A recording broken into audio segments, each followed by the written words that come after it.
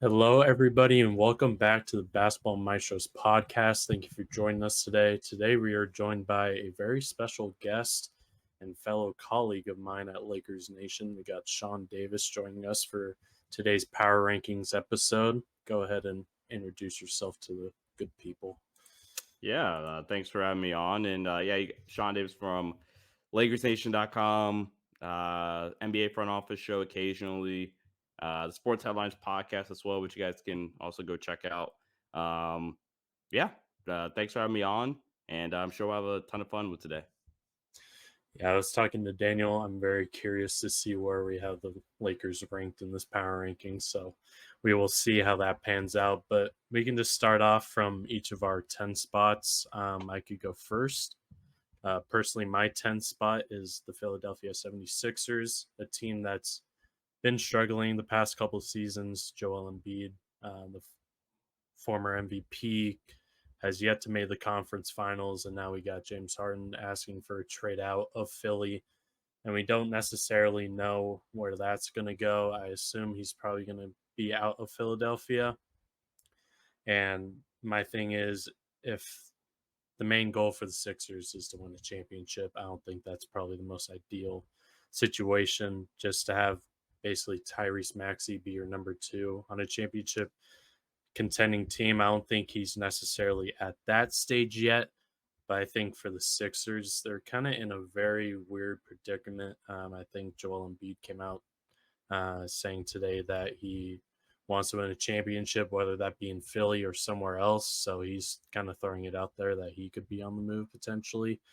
But personally, I think this is kind of like the make it or break it year for the Sixers. I think you've tried a lot with the Sixers roster, and Joel is just kind of he hasn't been the greatest playoff performer in the world, but heading into another season where you've yet to make a conference final is a little concerning. And you've tried a lot of different iterations of the Sixers team. It hasn't really necessarily panned out. So while they've kind of been at the top of the East the past couple of seasons, not necessarily high on them heading into next season, whether James is there or not. So I'm starting off mine with keeping the Sixers on my 10th spot. Daniel, you want to go? You want me Uh, to go?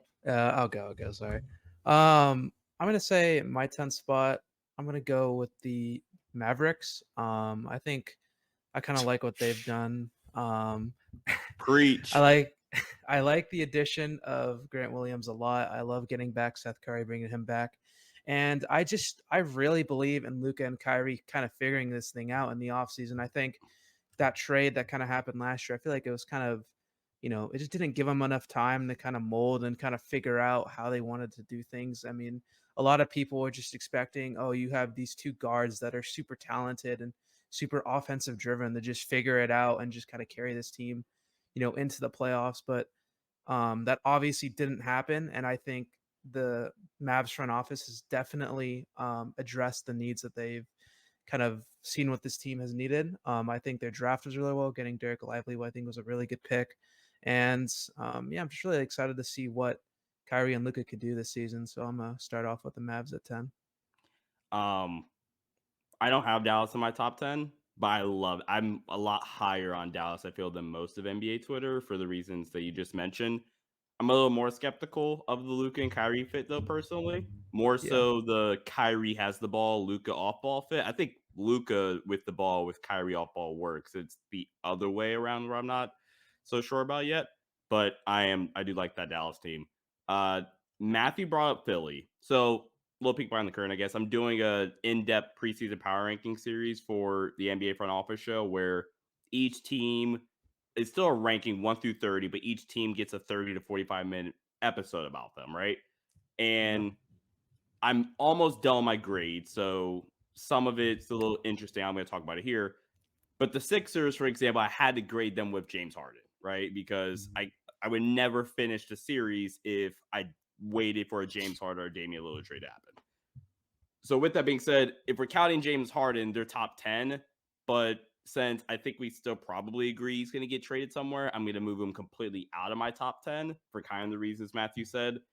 So, therefore, for me, number 10 is the Sacramento Kings. That is still a Ooh. really good team. Like, De'Aaron Fox is, for what Coach Mike Brown wants to do in that system, is the perfect fit for in the two-man, really the three-man game they'll play with Kevin Huerter, De'Aaron Fox, Domantas Sabonis. Joke on them all you want about that playoff push. Keegan Murray likely taking a year two step, especially because I know you look at some year two guys in recent years, Jason Tatum, Scotty Barnes last year, who kind of struggled in their year two. Keegan Murray doesn't have nearly as much offensive responsibility as those guys did. So I'm more optimistic he has a better year two, and he was great year one.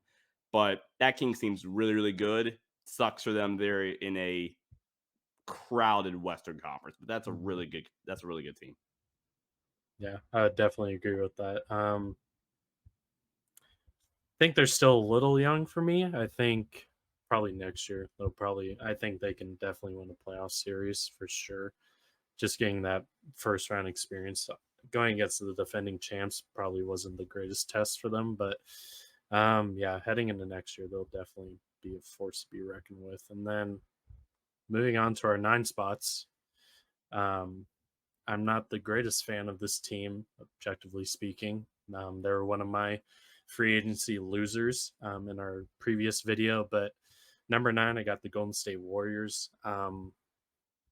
Personally, I really, really don't like their offseason acquisitions, if you want to call it that. Mike Dunleavy hasn't had a great impression as a general manager so far.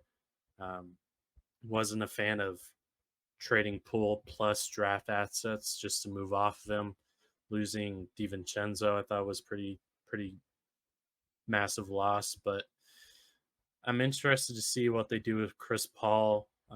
Whether he starts, whether he comes off the bench will be interesting. But Corey Joseph was also like an okay signing, I guess. But for the Warriors, I'm just I really hate giving them the leeway of, oh, they're the Warriors. But I think just with Steph, Clay, Draymond all coming back, and you got Wiggins in there as well, I think they're just too good of a team just to not be in the top 10 just with all their experience. But maybe this could age very, very poorly for me. Maybe I'm giving the Warriors too much props, but I think the biggest question mark, it was their bench last year, and it's pretty much the same deal here heading into this season. So guess we'll see, but deciding to give the Warriors a little bit of leeway heading into next year.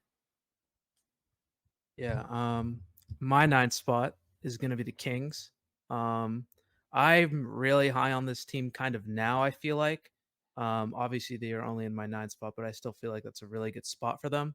I think they're essentially just kind of running it back with the same squad, which is what, I think a lot of people wanted. I'm really happy they're doing. You still have Sabonis is still young, Fox is still young, that core is still young. You were mentioning Keegan taking a leap the second year, and I think he definitely does. You kind of saw it a little bit in the summer league, how he kind of just made everyone look, that they didn't deserve to be there. But yeah, I'm really excited. I think that this team, another year with Mike Brown as their coach, and I just can't wait to see what they can do. I really hope that they can make that deep playoff run this year because Sacramento deserves it. I think the city deserves it a lot, and I'm just kind of excited to see what this year can kind of holds for them. And I really did like their trade to get um, I don't know how to say his Chris last name. Duarte. Sorry, Duarte. it says Duarte. I think he'll be a really good piece for them, and I think he could definitely come off that bench and kind of maybe help them a little bit, especially for how cheap that they got him. So definitely kind of hyping up the Kings this season. Yeah. Number 9 for me is gonna be the Memphis Grizzlies. That's still a really good team. I know Ja's gonna miss 25 games. So I guess maybe that's partially why I'm docking them a bit is because you're gonna miss Ja for some time and he does have some injury concerns as well. So your odds are you're not even gonna get him for the 57 games that he would be eligible for. That's still a good team. They're getting Steven Adams and Brandon Clark back from injury. I lost a lot of respect for Taylor Jenkins after that Lakers playoff series, but he's still a fine coach. That's a good team. And Marcus Smart, I think for a 25 game sample size would be just fine. I don't like that they replaced Tyus Jones with Derrick Rose. Neither here nor there, Yeah. but and because then by that logic, I guess you're saying Marcus Smart is the Dylan Brooks replacement. So I don't know. I like this team still. When Ja gets back, they'll be a lot better. And I think Desmond Bain in that 25 game sample size will be able to show people like I'm a really, really good basketball player. And while the contract might still be a bit of an overpay, he's really, really good. So I still like Memphis. Yeah, for me personally, I have Memphis a little bit higher, so we'll talk about that in a little bit. But yeah, that Memphis team is really good. I think with just Marcus and you got Steven coming back and Triple J, I think their defense is definitely going to be up there and one of the best heading into next year. But heading into number 8, I got the LA Clippers. Hmm. I still like this roster as constructed.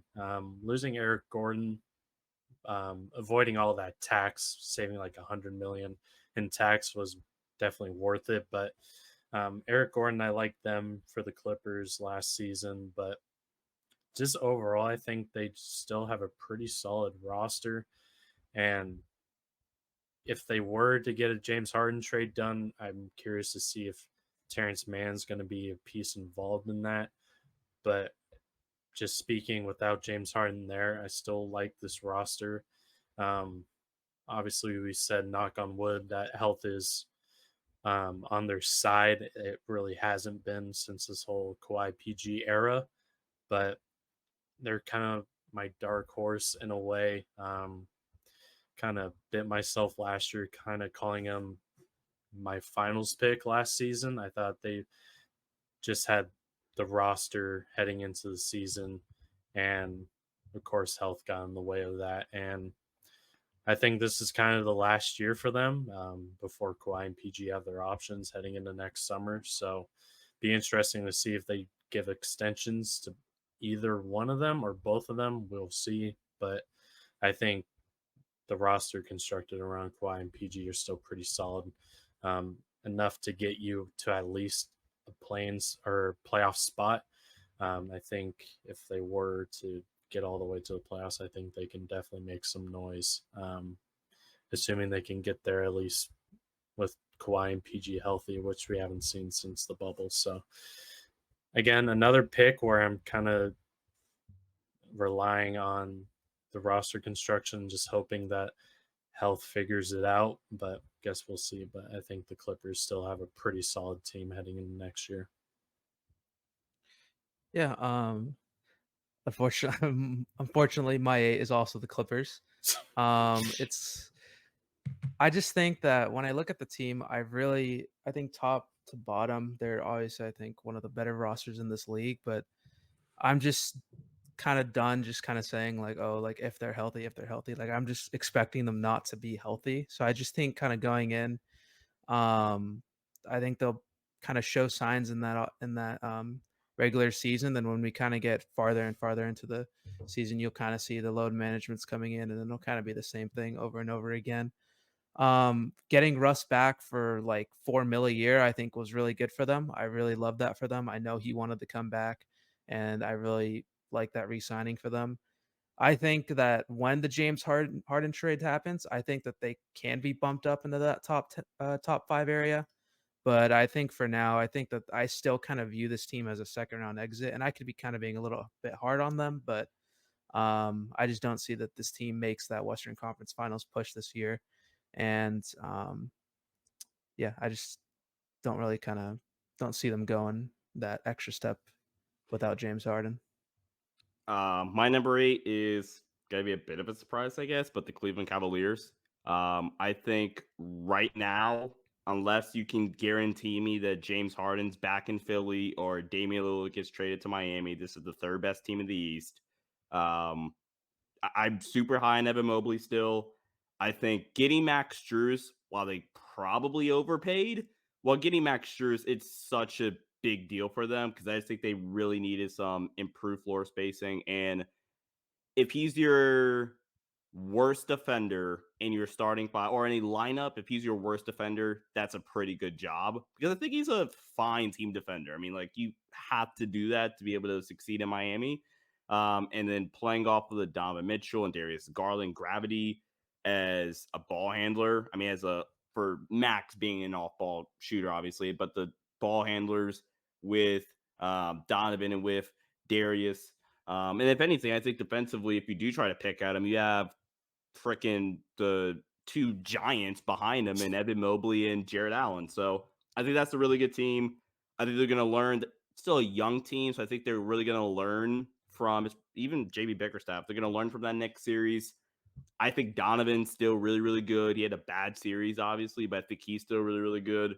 That's a good team. And like I said, unless one of the big trades happen that either, or in Philly's case, doesn't happen, this is the third best team in the East right now. Okay. Yeah, I think Daniel and I weren't necessarily high on the Max Strus signing, so guess we'll see how that pans out. I don't like the dollar amount. I like the signing. Yeah, that's fair. Yeah, the dollar amount wasn't pretty in my eyes, but yeah, forward was definitely a need this offseason, so they kind of addressed it with Strus in terms of shooting, because Karras was pretty inconsistent shooting wise for them. So hopefully Strus can provide a little bit of stability there. But my number 7 is the Memphis Grizzlies. I just really like this team defensively, but that 25-game suspension without Ja is going to be pretty key. But I think they do have enough firepower to get it done. You saw what Desmond Bane did this year, and he torched the Lakers a couple times in the series. So I think they definitely have enough to get it done. I think Marcus can do an okay job at filling that Ja role. Guess we'll see. But yeah, Sean mentioned losing Tyus Jones. I feel like in that trade, that was a pretty huge loss for them. He was kind of that steady force whenever Ja missed time. So I think you're definitely going to notice Tyus's loss there. But I mean, regardless, if anything, they're going to be a really good defensive team, as I mentioned with Marcus, Steven, and Triple J there. And yeah, you got Brandon Clark coming back as well. So I think they definitely got better from last season. So be interesting to see. I think their defense could probably be top 5 if all goes well. So I'm pretty high on the Memphis Grizzlies heading into next year. Yeah, so I'm gonna take the Warriors for my 7. I think that a lot of people are kind of criticizing that Chris Paul trade, and I think it's definitely fair. But I'm interested to see what he can do kind of with that second unit and kind of off the bench.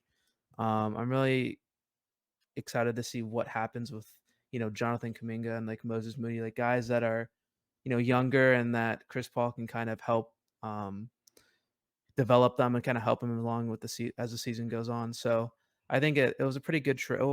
I think it was a pretty good trade for them. I don't like what they had to kind of give up for that trade, but I do think that Chris Paul kind of will get a little bit more leadership in that locker room. And I think that if we can allow kind of Draymond and Clay and Steph to just kind of stay on the court together and not really have to come off to kind of help that second unit, I think that's a real big thing. If Chris Paul can kind of just help that second unit find just a little bit more consistency and just kind of find their footing. Because a lot of the time last year that whenever that second unit came on, like that's when the Warriors started to lose lead. That's when the Warriors, you could see the struggle. So I'm kind of banking on that. Chris Paul will definitely help those young guys kind of fit in a little bit more, if that makes sense, and just kind of find their own kind of groove. And I have Warriors at 7. All right, I am definitely lower on this team based off of just the conversation so far, but number 7 is the Phoenix Suns. Historically speaking, outside of the Denver Nuggets, especially in recent years, you cannot win a championship without having a top 12 defense. And there is no chance any of us on the panel right now can say the Phoenix Suns are going to have a top 12 defense. Kevin Durant has become overrated. He's not top 5. And what I mean by overrated, let me preface that he's still top 10. But like the fact that he gets to consistently have poor postseason outings, inconsistent in terms of his health and availability, and still be put in the best player in the world conversation is freaking insane. He's incredibly over. It's still top 10, probably like 8 or 9, but he can't get to the rim. Devin Booker is going to be your best regular season player because of his availability and just what he can do with the ball in his hands at all 3 levels. And just in general, I just don't think it's going to work. Like, Kevin Young's a great offensive mind, so I think the offense will be just fine. That's never the concern, I think, from anybody. But you're not going to be able to guard. They can't guard. Their best perimeter defender is Josh Okogie. Let that sink in. They'll be a good team. I mean, maybe Frank gets something out of DeAndre Ayton finally 5 years in or 6 years in, whatever at this point. But this Phoenix Suns team is not on the same level as any. I think there's a decent gap between them and who my 6th team is as of right now. I'm not done. We'll see what it is when my in-depth series drops, but as of right now, no, they're 7 for me at least. Yeah, for number 6, I got the Phoenix Suns. Yes, Sean kind of did all my ranting for me, but yeah, I'm not high on this Phoenix Suns team. Shams just said yesterday that Bradley Beal was going to be their point guard, which I thought was pretty interesting. We kind of saw Devin Booker take the ball handling duty, so I thought he would probably be the point guard heading into the season, but guess we'll see. But yeah, I just think with Frank Vogel there, I'm very curious to see where their defense ranks when the regular season ends, but can't imagine it's going to be all that high. Maybe like 20s, maybe a little higher than that. But yeah, man, 20s is a second round exit, by the way. Yeah. It's not great. And then we've had this conversation in our basketball group chats. I know I had the argument with some Phoenix Suns stuff, but when you have, with the minimums, that's all they had. Yeah, they were able to make stuff work. I think getting Yuta was a pretty big deal for them. Yeah. Drew Eubanks, I think, is pretty okay as a backup center, but it's just when it comes playoff time and you have a bench full of minimums, how many of them are you going to trust to give you consistent performances off the bench? Not a lot. I think heading into this year, I think the only guy I kind of trust heading into a playoff series is probably Eric Gordon. Yeah, I just don't like that bench, but I could be very well wrong. I've had friends tell me that Keita Bates-Diop was a steal and he's going to be productive in a playoff series. So I'm not a believer in that, but hey, maybe I'll be wrong. But yeah, the Phoenix Suns are my 6th spot. We haven't seen a big 3 win since like the Golden State KD teams. So who knows? Maybe they flip the narrative, but at this point in time, I'm not a big believer in this Phoenix Suns team. And lastly, they traded the whole house, the whole kitchen sink. I think they finally got a 1st round pick in like 2030 or something like that. But Matt Ishbia is definitely baking on at least one championship in the next couple of years. It'll either be a great story to tell or a pretty horrific one. So I guess we'll see. But yeah, I have Phoenix Suns at 6. Really quick, by the way, that Kevin Durant big 3, that was the last big 3 to win a championship. That's probably like the 2nd greatest team of all time. Yeah. Just throw it out. KD in his prime, Steph still in his prime. Like, come on. Yeah, that's crazy. Draymond at his peak defensively. Like, So I think just to say real quick, this is before like this list is like no trades. I think we've or like no expecting a trade to happen. This is just rosters right now. So my 6 is actually going to be the Heat. I feel like I'm a little bit lower on this team without Dame than everyone else. And personally, I just don't love what they've kind of done this offseason without like even like getting Dame at all. Like let's just erase Dame from the picture. Kind of running it back with the same squad, I don't hate.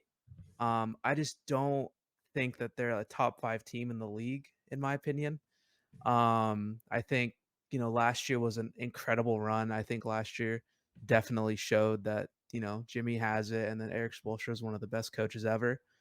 but I just don't like how they've kind of lost everyone and that they're going to lose more in this Dame trade.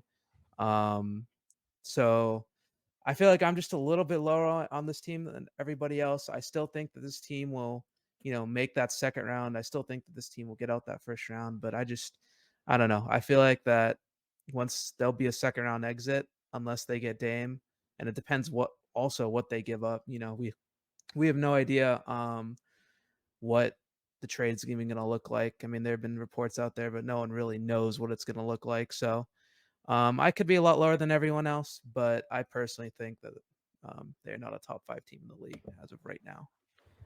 I made the face. I don't know about Matt, but I made the face because they're not I even saw top 10. They're not even top 10. I don't think, for the reasons you said, because Yeah. that's a, let me rephrase. That's not a bad team because, like you said, Spo, Jimmy, Bam, they'll keep them relevant and good. But yeah, no. 6 for me, which now I'm curious now. Who are you gonna leave out? I'm curious. Anyway, 6 for me is the Golden State Warriors for the reasons Daniel mentioned earlier. Um, for one, they still have Stephen Curry, who, in my opinion, is the second best player on the planet, and if not second, he's 3. Um, I think the Chris Paul thing can work if he's coming off the bench. If you're starting it, then my thoughts on this Warriors team get a lot more pessimistic because I think that's really, really small. And like you're asking Klay Thompson, in all seriousness, to guard probably your second best player. And Mhm. Klay Thompson isn't a good defender. It's probably the biggest drop off he's had since the Achilles and the ACL tear is his on ball defense. He can't guard in one on one situations anymore. I think Steph's underrated defensively, but now you're having him guard bigger twos because Chris Paul is your point guard and Chris Paul isn't good defensively anymore. So I'm a lot more pessimistic if they start CP3. Bama in this world, they're not. So I like this team a lot more. I think to Daniel's credit, I like Moses Moody still. I like Jonathan Kuminga. It baffles me that he couldn't really play in the playoffs. Thanks, Steve Kerr. Although I think Steve's a great coach. Kevon Looney is such a great complementary role guy for that team. And to something that Matthew said earlier about the bench or whatever, this goes back to my point about CP. If CP is coming off the bench, then I think that eliminates that question because I think Chris, in a limited role or a slightly more, shoot, in a more limited role than he's been in his entire career, I think he could still get buckets when he needs to, facilitate at a high level. And I think that will help the Moses Moody's, Jonathan Kuminga. They got Brand Pajemski, who I love. Gary Payne's a good player. Like I said, I think they brought, no, there's Dario Saric. Like, that's a good team. They just need to stay healthy. And like I said, they have Steph Curry. So for me, they're 6. Glad to see I'm a lot lower on the Warriors than you guys are. But here we go. Heading into the top 5. I'm sure things are going to get a little spicier, so we'll see. My number 5 spot, I got my LA Lakers sitting at number 5 at this point in time. In an off season, there's a lot of question marks to see if Rob Pelinka is actually going to hold his word heading into this off season, and he actually did, and we got a little bit better. Adding Gabe Vincent, I was a little iffy on. I'm not going to lie, when that signing first got announced, but since the coming weeks, I've come around on Gabe Vincent. I would definitely take him over Dennis coming back, and Dennis got paid more money, so I'll definitely take Gabe making like $1.5 million less than Dennis. So Gabe Vincent, I like that signing. Torian Prince, I think, was probably my favorite signing, just to see that he got declined for like 7.5 and you get him on 4.5. I thought was a pretty big deal.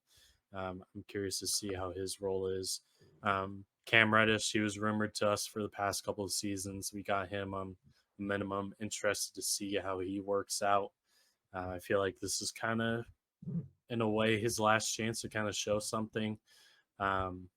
We'll see, but to get him on a flyer, I think that's no issue with me. Same with Jackson Hayes.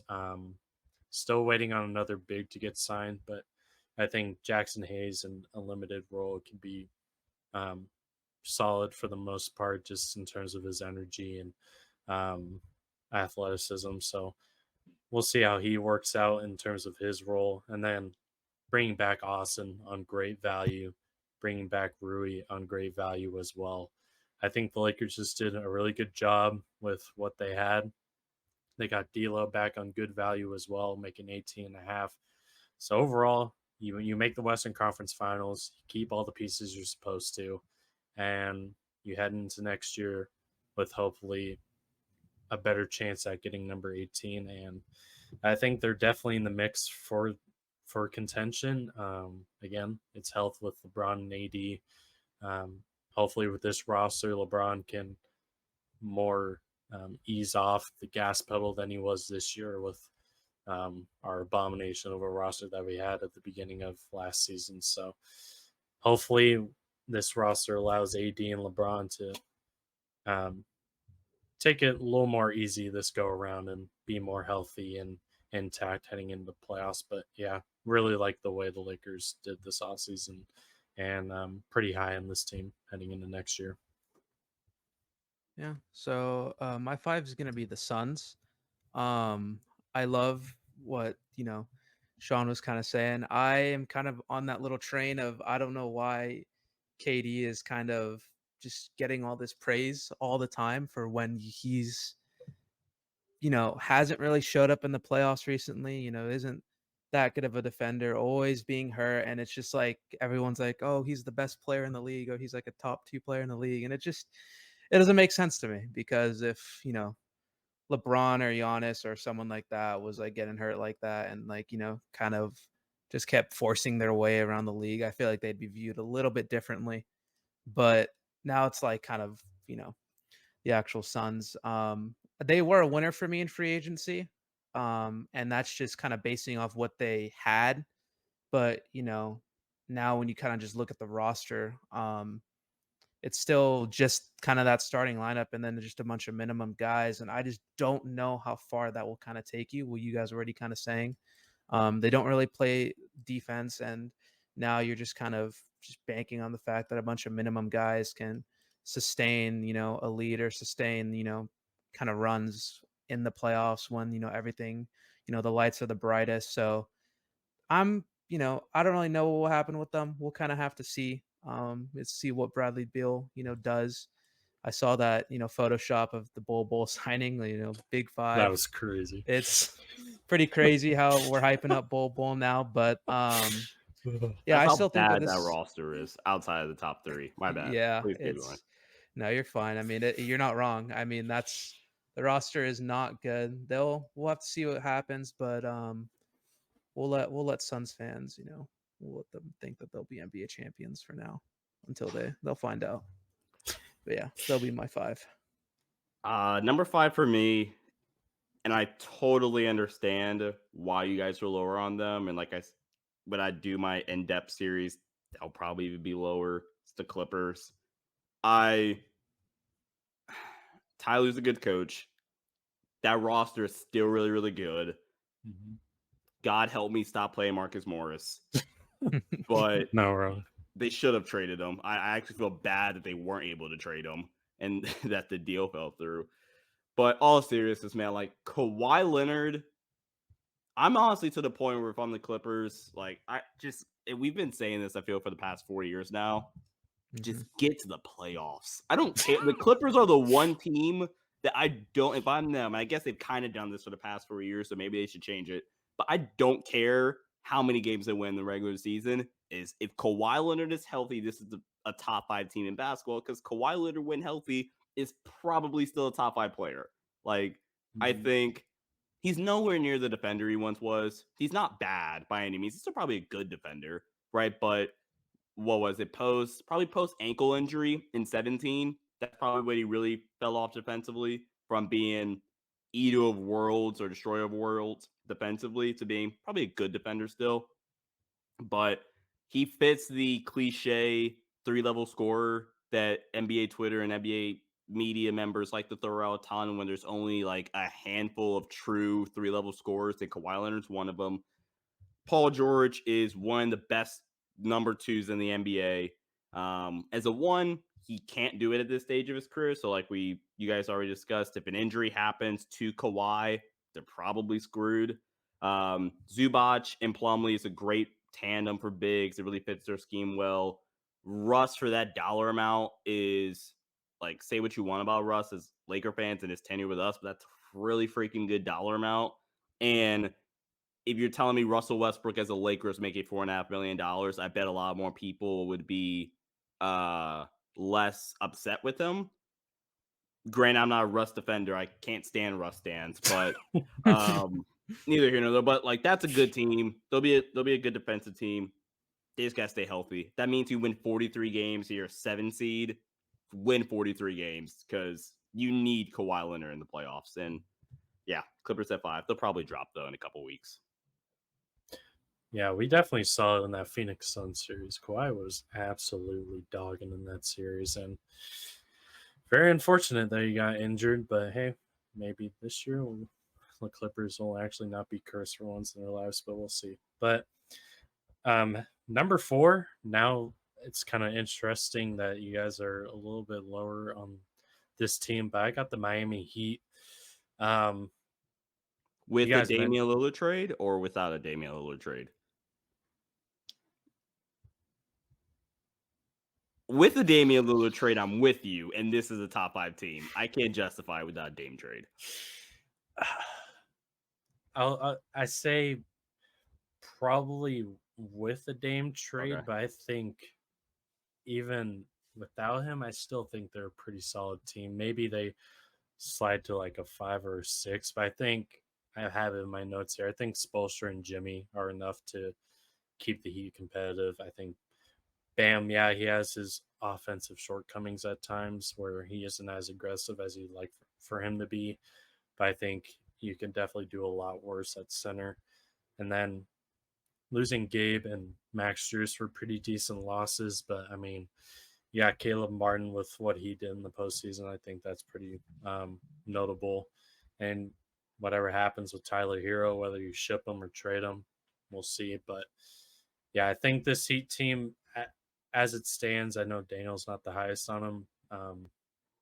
Without Dame there, I still think they're a pretty solid team. Maybe I'm just delusional, but I think with what Spoelstra and Jimmy have been able to do with the Heat and like the past 4 years they've been together, I think it's been pretty impressive. I think they'll probably be higher than the AC that they were last season. So I think that's probably where I'm going to put them at this point.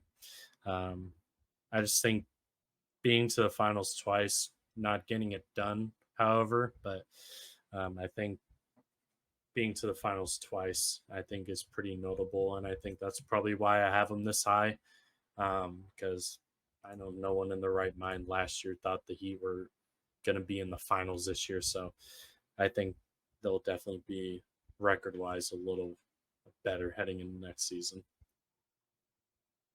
Yeah, I definitely think, with Dame, I think that they're definitely top 5, but I know I had them at 6. So I mean, they're still pretty high, but I just don't think they're top 5 without him. So with my 4, I'm gonna go with the Lakers. Obviously we've talked a lot about them, but just kind of what everyone's been saying. I mean, you get back Austin, really those are, I think, the main things everyone wanted. And then you kind of add, the Gabe Vincent, Jackson Hayes. You bolster up the bench. I think that their draft was, all right. And I'm just kind of what Matt said. I'm just banking that the young guys like Austin, Rui, D'Lo, I feel like the nights where, LeBron isn't just take that load off LeBron. And, we know AD is going to miss a portion of time. We don't know when, but I'm just going to expect that. But we know when we're going to eventually have that LeBron, load management night, or, the AD night where he's gone, those young guys, that's where we kind of need them to step up in the regular season. So when we get to those playoffs and you we don't see LeBron in the Western Conference Finals. You know, he's just looking gassed and looking like, he's ready to go home and just kind of end this season. So I think with everything that they've done this offseason, Rob definitely has done a really good job at, you know, with what he had in free agency. And I'm really happy with how this roster is looking. So I think that they're a top 14 for me in the NBA. Number 4 for me is gonna be the Milwaukee Bucks. I see I'm a little bit lower on the Bucks. Giannis is great, obviously. There's not much to say about Giannis. I'm a little bit lower as of right now on the Adrian Griffin hire. Personally, I think he's fine. But I don't know. I don't see him as a floor raiser as a coach, or a ceiling raiser, I guess. I mean, you don't really need a floor raiser when your best player is Giannis. I'm gonna give Chris Middleton some benefit of the doubt. Like last year coming off the injury, I'm gonna say, you know what, that's year 1 coming off the injury. Hopefully year 2, but there's only so much benefit that I can give him. Drew's great, but Drew's still limited in some ways, especially offensively, especially if he's your second option, which he was considerably, at times their second option. That's why I think you need Chris healthy and back to some resemblance of what he once was. I don't love their depth. I think losing Javon Carter is going to be somewhat of a big deal. I think he was really important for that team. I do like the Malik Beasley thing, though. I like Malik Beasley going there, especially for that dollar amount. Andre Jackson Jr. is a stud, and I really thought that was a Denver Nugget type pick, but you put him on Milwaukee, he could be a Christian Brown for them. I still like Milwaukee, largely because Giannis is a top 3 player in the world. And I think Brook Lopez, they still got some really good complementary pieces to that team. So they're 4 for me. I think they're the second best team in the East.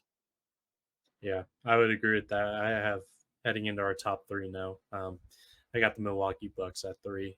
You mentioned Javon Carter. I thought that was a pretty decent size loss for Chicago. I think he'll be good with no Lonzo there. But losing Javon, you lost Wesley Matthews, who Laker legend, but he played some rotational minutes for them. Missed out Joe Ingles, who didn't really do much. But for me, you still have the core intact. He brought back Chris, he brought back Brooke. So, and got Giannis and Drew still there. So I think with that core still intact, I think you definitely still have a shot, especially just coming out of the East at the very minimum. They're probably 1 or 2 in the East for me, depending how you view Boston. But yeah, the Milwaukee Bucks are 3 for me. I know they lost a couple complementary pieces, but I think with that core still intact, I think they're still definitely viable to come out of the East.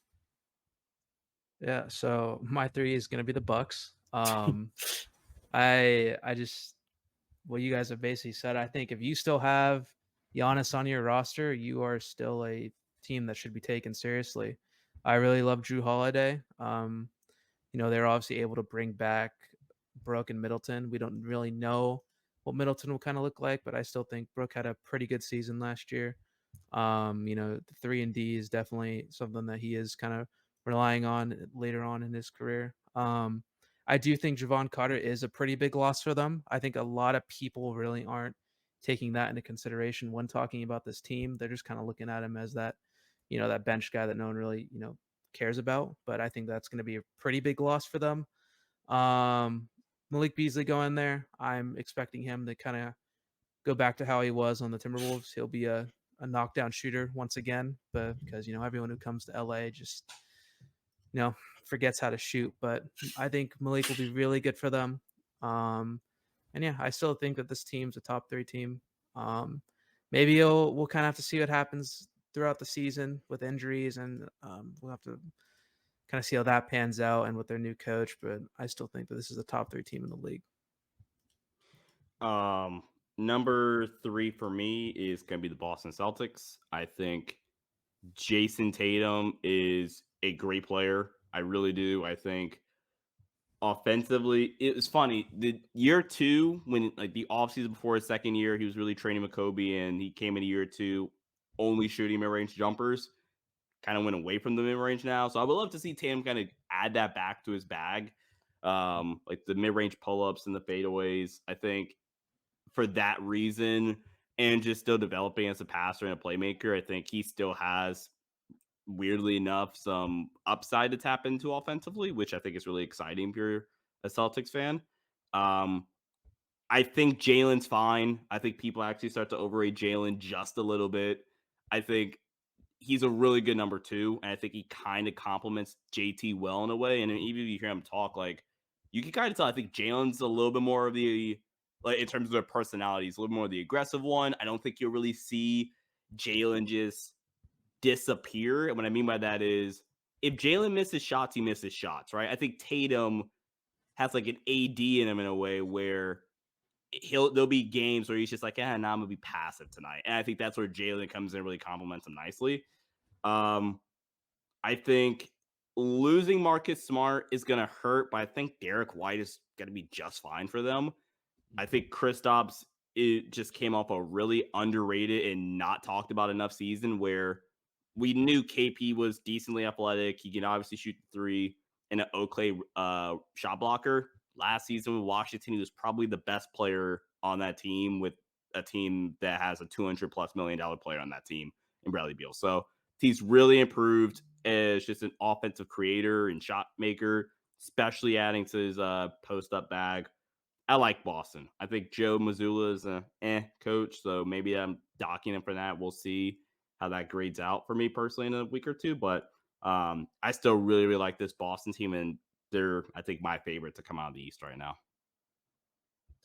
Yeah, for me personally, Boston's my number two. I'm pretty high on the Boston Celtics.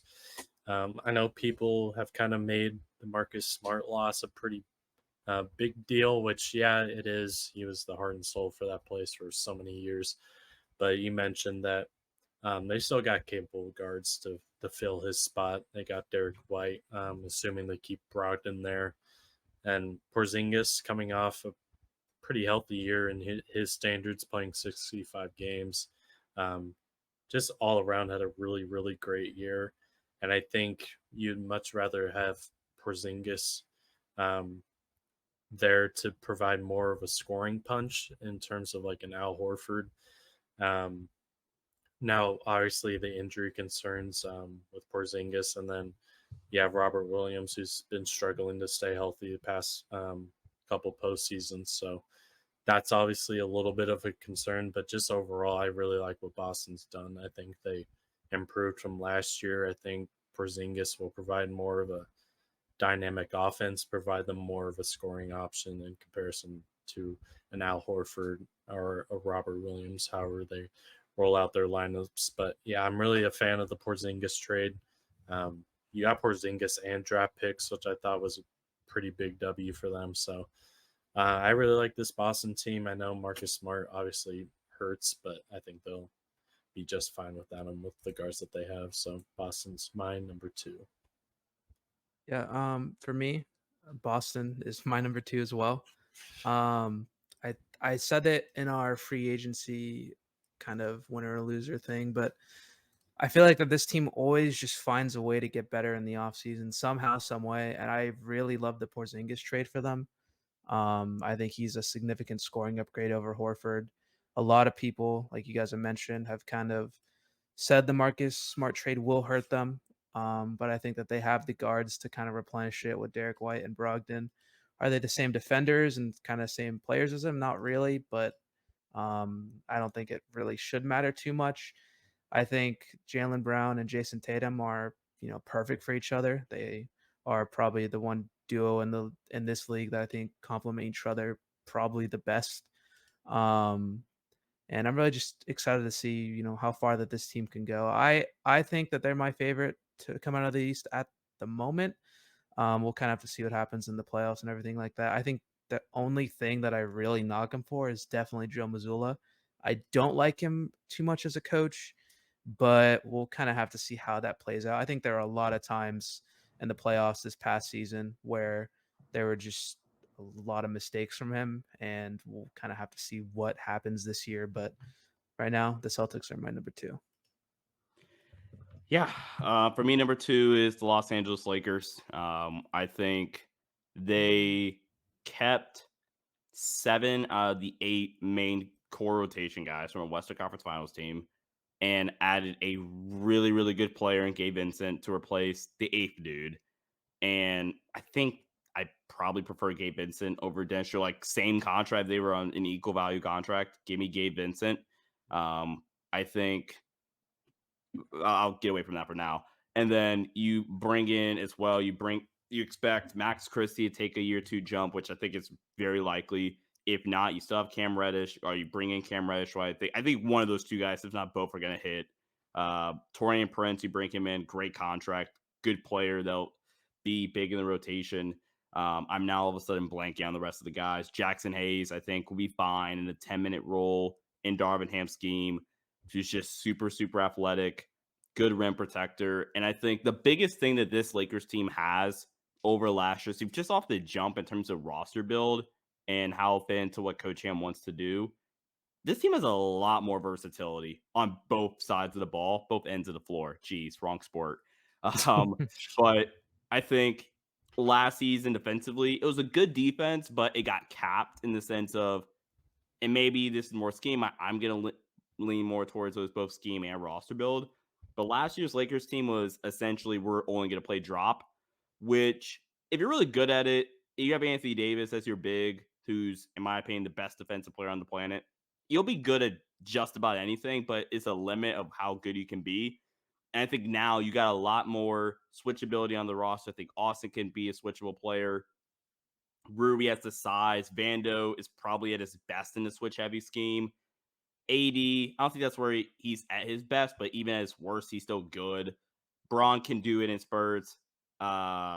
Jackson Hayes actually can do it in spurts. He's more of a like athletic guy, maybe not the best drop dude, but really athletic. Torian will be good at it. Gabe Vincent came from the switchiest defense in the NBA in Miami. So more versatility. And then offensively, D'Lo, Gabe Vincent, Austin Reeves, Max Christie, Torian Prince, Rui Hachimura are all legitimately good shooters. I'm a believer in Gabe Vincent's playoff run only because I think coming to LA, he's going to have way better shot quality. And in the regular season, he had some of the worst shot quality on his 3-point looks in the NBA last season.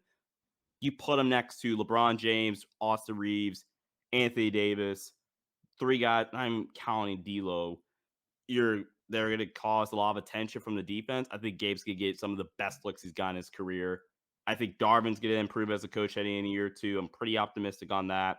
And speaking of Darvin, I thought he had a relatively fine to good postseason run. Didn't do great against Denver, but he thoroughly outcoached Taylor Jenkins. Like, it wasn't close in that first round. I will die on that hill. So Memphis Grizzly fans, fight me. And then at worst, it was even with Steve Kerr in the second round. So I think this Lakers team, health is a big thing. And I think it's a big thing with everybody nowadays. Like, I think it's whoever's the healthiest more often than not in recent years is probably who's going to win. But yeah, I'm super high on this Lakers team at the end of this season. And then just a little question for you, Sean. What do you want the Lakers to do with that 14th spot? God help me, not JaVale McGee. Yeah. All seriousness, I think it's Bismack. Bismack, or if you can get Christian Wood on a minimum, that's number one. But I don't know. I honestly think Christian Wood's waiting to see what happens in Miami. Like, I think if Miami strikes out on Damian Lillard, I think Christian Wood's going to be the first dude they call. So I think that's what's taking him so long. And also, Christian Wood's a dude that if he somehow waited until September, every team with like roster spots open are still going to call him up for a better minimum because that's just such a high value contract. So Christian Wood hypothetically could wait until September 1st or whenever, like right before training camp starts. He doesn't have to sign right now. It's a little annoying for sure. But for Christian Wood, I can get signed whenever because the contract I'm most likely going to play on next year is such a high value contract. Heck yeah, I'm going to wait. So I think it's going to come down to that for him. So either Christian Wood or Bismack. Yeah, for sure. And then with our number ones, do we all have the Denver Nuggets, guys? Yeah. Yeah. I disagree with what Daniel said really quick about the best duo that like complements each other well. It's definitely Jokic and Murray. Yeah, now I thought about it when I was like, after I said that, I was like, wait, because I was yeah, it's probably Jokic and Murray, but um, yeah, I mean, no disagreement with you there, honestly. Yeah, the Denver Nuggets. I mean, what they did this postseason was kind of insane. I mean, the absolute pure shot making that was on display in that Lakers series was very, Mhm. very, very, very, very annoying, but was Yeah, also just insane. Like the multiple just step back, Jokic just throw it up at the basket and it goes in, and then Jamal Murray had himself a hell of a series against us, and then KCP as well, which we I kind of expected heading into that series going against a former team. But yeah, man, I mean the Nuggets, they're kind of just rolling back the same team. Be interested to see how big of a loss that Bruce Brown is for them heading into next year. Um, I will say I am not a fan of the Reggie Jackson contract that they gave him. I think they gave him like 5 million or something like that, which very interesting for a guy you picked up and he didn't see the floor at all in the playoffs. So wasn't necessarily a fan of that, but um, yeah, the Nuggets are obviously they got the best player in the world at this point in time, and Nikola Jokic. I think he's the number one in the league at this point. Just what he did this whole playoffs was just insane and deserved for what he did. And the reemergence of Jamal Murray for his injury, it's great to see him come back and play the way that he did. But overall, yeah, I think the Nuggets are definitely the consensus number one, as usually most um, repeating champions are. So we will see. But um, just a question for the room here: do you guys think that the Nuggets, when it's all said and done, are going to repeat champions, or do you already have a favorite to win it all next year? I'd say repeat. I think you're kind of running it back with mostly the same core, and like you said, Jokic I think is the best player on this planet. I think for now it's just kind of the safe thing to say in a way, but I definitely would agree with it. I don't really see why else you'd kind of go against them at this moment. There were so many teams last year that, people were saying, oh, they have a chance to beat them, or they could give them a run for their money, and that they just kind of just destroy them. So I'm really not a fan of the Reggie Jackson contract, though.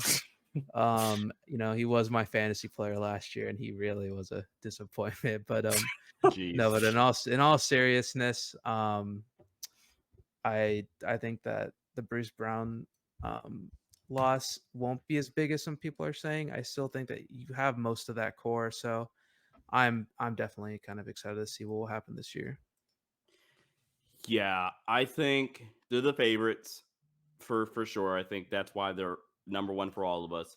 If I was a betting man and I had to do Nuggets or the field, I would probably do the field because I don't know, math, and maybe I'm an idiot, but like Boston, Milwaukee, if Middleton's back, the Lakers, somehow Phoenix has a top 12 defense, top 15 even might be like generous. The Clippers are healthy. I don't know. I think there are so many potentially elite teams that, and again, I guess to Matthew's point, we were saying this last year and Denver just ran through them all. So I don't know. Maybe I'm an idiot, but they're the favorites for sure. And it'll be fun to see how things shape out next season. Yeah, for sure. So that will do it for this episode. Thank you for tuning in. Feel free to check us out on our socials on Instagram and TikTok at the Basketball Maestros. Leave a like on the video, and big shout out to Sean for coming on. Probably our biggest guest that we've had on so far. So it's been a pleasure. It's been really fun talking some basketball. But yeah, that'll do it for this episode. Hopefully you enjoyed it. And Sean, if you have any final words you want to fit in. No, thanks for having me on, guys. It was a ton of fun, and hopefully I'll be able to hop on next time. Whatever. Yeah, never mind. Thanks.